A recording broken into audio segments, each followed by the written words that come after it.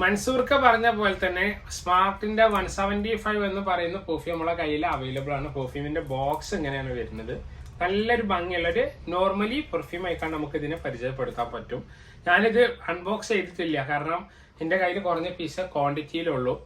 പുറമെ ഒരുപാട് കസ്റ്റമർ ചോദിച്ചുകൊണ്ട് നിൽക്കുന്നുണ്ട് ഇതുണ്ടോ ഉണ്ടോ ഉണ്ടോ ഉണ്ടോ എന്നുള്ളത്. ഞാൻ ഇൻസ്റ്റാഗ്രാമിൽ മിഞ്ഞാതെ സ്റ്റോറി ഇട്ടിരുന്നു, ടിക്ടോക്കിൽ നമ്മൾ വീഡിയോ ചെയ്തു. ഇന്നലെയാണ് ഞാൻ ഇൻസ്റ്റാഗ്രാമിൽ വീഡിയോ ആക്കി ചെയ്തത്.